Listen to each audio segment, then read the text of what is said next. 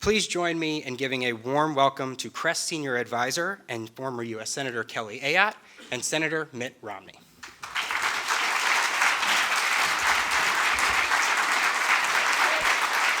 Thanks, Chris. All right, there you go, buddy. Wow, this is comfortable. Hey, guys. This is really comfortable. I am very honored to be here with Senator Romney today. And of course, It's still, your mic is still not on, I don't think. They'll get there. We'll find out where your mic is in a second. Uh-oh. Uh-oh. Okay. It's on here. And I do not have There, a with let's voice, see. so. Got it? Yeah. Well, first of all, I'm really honored to be here with Senator Romney, and I actually got to know Mitt well before he was a senator, and driving across New Hampshire with he and Ann, and have always admired his leadership in so many ways. So it's wonderful to see him here taking an important role in the United States Senate. So you can imagine during Clean Energy Week that many of our speakers have talked about a very important issue, I think, to a majority of Americans, and that's climate change. So I wanted to get your perspective on climate change. Why is this an important issue to you? And do you see opportunities for Republicans to take a leadership role on this issue? That could be a long answer. It's important to me, and I think to all of humanity, because the implications of climate change being unchecked suggest a catastrophic outcome for humanity and for our nation in particular. The kinds of things we don't think about would be crop yields collapsing in certain parts of the world. Not just, we talk about the flooding that might occur with sea level rise, but also if crop yields drop dramatically in certain areas, people are going to have to migrate to where they can get food. And you could be overrun in various countries of the world, including our own, by people just near starvation, trying to move into a country. And so you could have a disruption of the whole, if you will, political order of the world, massive death, and so the consequence of the warming continuing at the kind of rate we've been seeing it rise over the last couple of decades, those consequences are really extraordinary. So you have to take it seriously. I have some of my Republican colleagues that say, well, it's happening naturally. We're not causing it. And I said, I hope that's not the case. I hope we are causing it. Because if we're not causing it, there's nothing we can do about it. All right, so I hope we're causing it. And they say, well, but you can't be sure. And it's like, well, what percent surety do you have? 90%? I mean, maybe it's not going to be as bad as people think. It's only 90% going to be as bad. But if you felt that there was a 10% chance that these awful things were going to happen, wouldn't you act to do something about it? And no one's going to say, well, if there's only a 10% chance, there's at least a 50% chance. I'd say 90% chance these things are going to happen unless we take action. So given the consequence, you would surely take action. I mean, if you were told that there's a 10% chance that the flight you're going to get on is going to crash, you wouldn't get on the plane. So that's only a 10% chance. So that's why I care about it, and why I think an increasing number of people around the world care about it. It's fair to say that political people, by and large, focus some portion of their thinking on what does it mean for them politically. And I mean, that's just the reality. I hate to say that, but it's true. Almost every piece of legislation people look at, which is all right, what's the substance of it? Is it a good bill? But then the other is this good for me and my reelection and my team on our maintaining the majority? There's a huge advantage, by the way, of being in the majority in our system of government, far beyond anything I had anticipated. In the Senate, for instance, the majority leader gets to decide what we vote on. Yeah, I had always thought that if something went through committee, and if it was supported on a bipartisan basis with, let's say, everybody on the committee supporting something, that it would go to the floor and be voted on. Oh, no. The majority leader gets to decide whether to vote on it or not. And if it's something which maybe 3 or 4 of his members would find uncomfortable for their reelection campaign, he may or may not want to put it on the floor, because he doesn't want to lose a majority, doesn't want to have his team lose. So very little gets to the floor and gets voted on. So people look at things through a political lens. And right now, on our side of the aisle, being in favor of things that look like they are going to address climate change is not seen as being politically beneficial for many, many senators and for many congresspeople. And as a result, you're not seeing votes on those things. So the politics have to change. You have to have a stronger and stronger perspective that this is something which will make a difference in your reelection.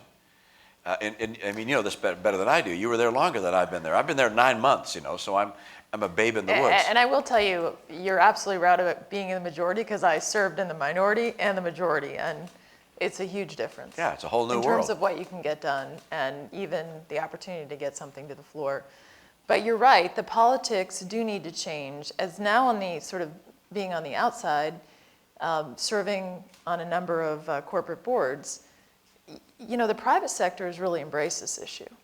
I mean, there isn't a company in this country that you aren't talking about sustainability, clean energy, because number one, your consumers are demanding it, but also it makes sense economically to look at the risk factors, to be able to save money on energy, to protect the environment. It all makes sense, even in almost any company in this country. So what do you think, how do those politics change? I'm seeing some change in the Republican Party on it. And do you see some opportunities? Do those opportunities continue to happen more at the state level, or perhaps some window here in Washington? I think the politics will change. We have something known as the Climate Caucus, all right, which we formed. Right, okay, so that wasn't there before, I can assure you. And there are 2 Republican members of the Climate Caucus right now. And I was told yesterday by Mike Braun of Indiana, we've gotten a 3rd to join us. And Mike just spoke here, so that's great. Yeah, but that's obviously, we have 53 members. To have 3 in the Climate Caucus is not an enormous achievement. So there's more to get done. But you think about, all right, what would be a campaign that would get Republican and Democrat senators and congresspeople to talk more about climate change and to actually act on matters related to climate change? And the kinds of things that come to my mind are, if it's true that there are many companies that are concerned about this, if the Business Roundtable and other groups like that were to start asking politicians, what are you doing? What's your climate change position? Right. And saying, this is important to us and to our business and to our future. What are you doing? If the people that control a lot of purse strings start asking these questions, then you're going to see politicians begin to recognize, hey, this will not only affect the health of the planet, it'll affect my health as a politician. And Most so importantly, those to the are, politician, and so it takes that kind of effort. It's, I know demonstrating in the streets is a fun thing to do, and I'm sure it has an impact, but it doesn't move people who are not seeing that from their own constituents, right, and from the people who are funding their campaigns. So that's where the pressure has to be. And so to the extent that there are more and more companies and groups of all kinds that find this to be a high priority, you'll get people to respond to it. And where do you see, as we think about some opportunities? We're in Clean Energy Week, but the U.S. has always been a leader on innovation. One of the things that we've heard quite a bit about in this discussion is how can the U.S. lead, whether it's on storage or whether it's on issues of carbon capture or new advanced nuclear technology. We can go down the line of where there are opportunities. Do you see some common ground there? Because you don't even have to talk about climate change to say that makes sense in terms of energy independence, in terms of clean energy. In the Senate, and we seem to get some indication from Lisa Murkowski and Joe Manchin last night that there's a lot of bipartisan work being done in the Energy Committee. So you think there may be some chances there? And what do you think about the innovation opportunities in the U.S., having obviously been a leader in the private sector and now serving in the Senate? The private sector responds to incentives and to the profit motive. So you step back and say, all right, how are we going to deal with this issue? How are we going to create incentives for massive investment in innovation and technology that relates broadly to matters associated with our climate? And I'll step back and give you my personal perspective, which is that I think you all recognize if we were to shut every power plant in America and stop all of our cars, you'd still see CO2 continue to rise in the world. And that's because of the development of China, India, Brazil, Indonesia, and so forth. So just doing something that makes America more fuel efficient or more energy efficient in how we produce our energy is not going to solve the problems of global warming. The only thing, in my view, that will solve the problems of global warming is innovation of such a nature that it's adopted by places like India because it's lower cost than any other alternative. Those nations that are developing, they're not spending a lot of time thinking about climate change. They're thinking about, how do I feed my people? How do I keep our economy going and get people out of poverty? And so what we have to do is create incentives for innovation that will be adopted there because people want to use them, because they're lower cost. So how do we do that? If American innovators respond to incentives, then how do we create greater incentives than we even have today for those kinds of innovations? And there are a couple of models. One model is if you will, a refundable tax credit, or a tax credit, which is if you have a breakthrough technology, we're going to provide 50%, let's say, of the cost of developing that technology or building the facility that will employ that technology. We'll put up an investment tax credit in the construction of that entity, and then we're going to pay you a certain amount per kilowatt hour produced. So, if you will, it's a subsidy that gives people an incentive to develop, even though the economics may look troublesome at the very beginning. And that's kind of what we've done with wind and solar. And it has created a market in wind and solar, and it's brought down the cost of wind dramatically, and it's brought down the cost of solar dramatically. So that worked. That's an approach. Politically, the challenge there, of course, is that it costs money. Mm-hmm. And as you know, you got to come up with the money somewhere. So where does the money come from? That's one approach that would work and that has potential. The other approach is the carbon tax, carbon dividend approach, which a number of companies have gotten behind, and particularly some oil companies as well, Shell and Exxon, which when you put in place a carbon tax and then carbon dividend, where you give back the money that's going to be generated through the carbon tax back to the ratepayers that are going to be paying higher costs for electricity or gasoline. When you create that additional cost, you now create an incentive for people to capture carbon, for instance, because they're going to get paid $20 a ton, $50 a ton, $100 a ton, whatever the number is. So now you've got an incentive to capture the carbon and to develop that technology because you're going to get paid for it.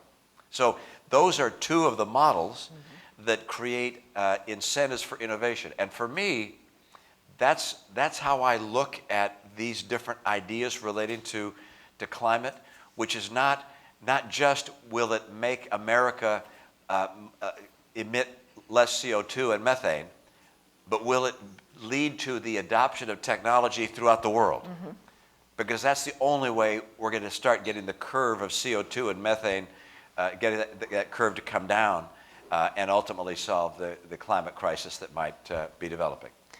And serving on the Foreign Relations Committee, what do you view our role when we think about the world and the issue of climate change? Is it one, lead by example or lead by action? You talked about driving through innovation that can be adopted around the world. But where do you see us in terms of, the power of the United States and also our voice on this issue? Well, I think one of the things that I have come to recognize more than I had in my prior responsibilities was just how much impact the U.S. economy has and access to our economy has in the world. So the president has pushed back on China, which, by the way, I think is the right thing to do. He's pushed back on China for stealing technology from our country. And I wondered how big of an impact that would have. It's had a huge impact on China. And with regards to Iran, and whether you agree with the decision to pull out of the Iran deal or not, the fact that we put sanctions on Iran has caused their economy to dramatically be impacted.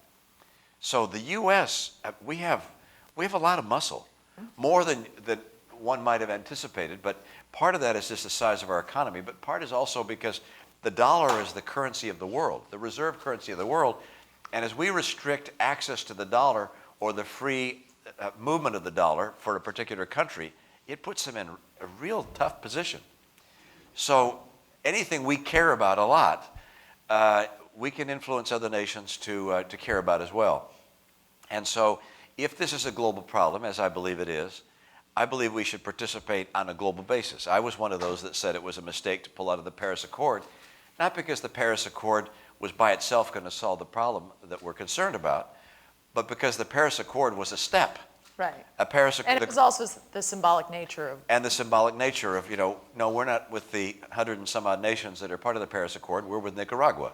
I mean, it's like, so... When you put it that way, yeah, it really puts it in stark perspective. Yeah, it's like, let's see if we can't work together with some of these nations, because, by the way, if we decide to have, let's say something, a carbon tax, carbon dividend approach, well, that's only going to make sense if other nations do the same thing. And so we got to be talking to other nations and work on this collaboratively, because you're much more likely to get buy-in and acceptance if you worked on something together, as opposed to saying, okay, now we've done it and we're going to punish you unless you do it. That's just not as effective as the other approach. So I would have preferred to be at that table, and if we can't be at that table, let's create other ones to actually have a dialogue with other nations around the world, particularly the developing nations, and say to China, okay, let's work on this together, right, and see if we can't come up with solutions that work for all of us. And it makes sense. I was saying earlier, I visited China recently, and this is a real pollution. The pollution and the health issues that the rest of the world is going to be interested in, they're going to have to deal with it, just for the health of their people. But I wanted to ask you before our time was up about the Green New Deal, because it's gotten so much attention. Many Democrats in Congress have signed on to, I guess, the resolution that would be the Green New Deal. Just wanted to hear what you thought about it and what your perspective was. Well, I think it's fair to say, I won't quote the particular individual, but one of the leaders of my party said, we've got to keep talking about the Green New Deal. It's the best thing that ever happened to us. And he believes that politically, that talking about the Green New Deal is an enormous winner for us. And I think he's right in that whoever crafted the Green New Deal was appealing to the base of one party, but not to the voters of the other party. And winning elections, you have to be somewhere towards the middle on major issues. And so there are elements in the Green New Deal as described, which if you focus on them alone, look to some people as being laughable. All right, we're going to guarantee jobs for everybody in America. All right, we're going to pay everybody whether they're working or not. Well, is that really part of the? I mean, it's really a very fundamental shift. And you know how in politics, if someone writes a bill that has 90 things that are terrific and one thing that's ridiculous, right, the opposition focuses on the thing that's ridiculous and hammer, hammer, hammer, hammer. We're not going to, I mean, I know that burping cows is a real problem for methane, but saying we're not going to be eating hamburgers in 10 years, right, that's simply not going to fly. Maybe someday that will develop, but today that's just not something we're going to consider. I have a son at home that would not fly with. He'd disappear, all right? Yeah, he would. I'm not sure he'd eat much more. So there are so many elements in the Green New Deal that are if you will, political non-starters, that the leadership in the Senate on the Republican side brought up the Green New Deal, you may or may not have seen this, for a vote in the Senate, which is, do you support the Green New Deal in concept? And of course the Republicans all voted no, and the Democrats wouldn't vote in favor. The Democrats voted present. They didn't want to be on the record of voting in favor of it because they were afraid that it would come back to haunt them politically. That shows how toxic politically the program was as it was described. So that's just the nature of politics. I don't want to be critical of any individual who thought that would help them for their political prospects. That's in their party. But if we're talking about things that are going to get passed in Washington, they have to be a win for both parties. Mm-hmm. You know this, but it's something that I had not internalized to the degree I have now, which is that if there's something that you want that's a win for one party and a loss for the other, it will never become law. Because of the way our constitutional democracy was developed and created, it takes both parties winning to have something pass. And the only time that's not the case is if one party has 60 votes by itself in the Senate, it has the House, and it has the White House. Otherwise, both parties have to see it as a victory. The Green New Deal would be unquestionably seen as a victory for one party. Therefore, it won't pass. So we need to find things that are wins for both sides. Well, I think that's music to everyone's ears here because we really had a bipartisan approach to clean energy. And before we leave, I wanted to ask you about your home state of Utah.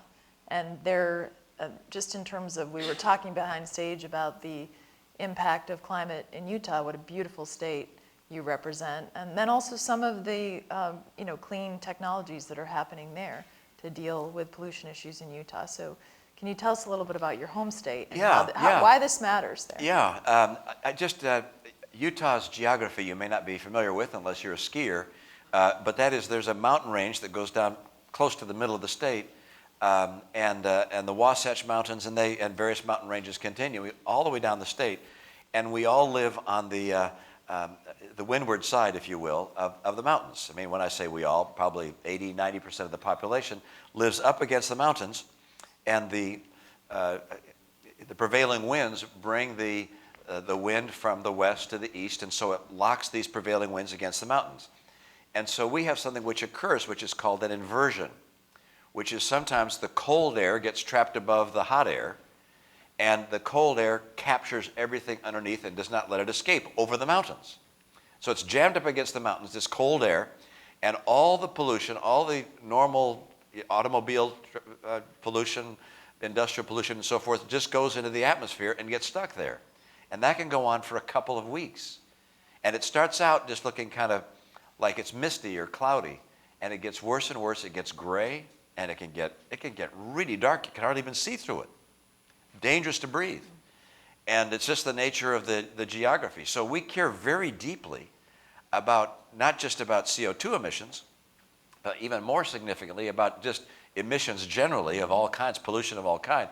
So we are very much in favor of much tougher CAFE fuel economy standards. All right, we want real toughest standards. We want trucks to have standards. We want to have prohibition on trucks idling and if you will, diesel equipment idling in the morning to warm up. I mean, all these things are very important to us because of the quality of the air we breathe. We're not, a little bit, on some of those days, we're a lot like being in Beijing. We hope not that bad. Not that bad, but you can't see the sun because of all the pollution in the air. So this is a very big issue for us. I met yesterday with the chief executive of our largest power company, and they're on track. They've been dramatically reducing the CO2 emissions and the greenhouse gas emissions in our state from power generation since 2005. But by 2045, they will have reduced by 80% the CO2 emissions in our state, which is a very incredible. And that's just with current wind and solar technology. They're hoping it gets better. They want to see storage technology in a big way. Right. They'd love to see carbon recapture, smokestack carbon recapture as well.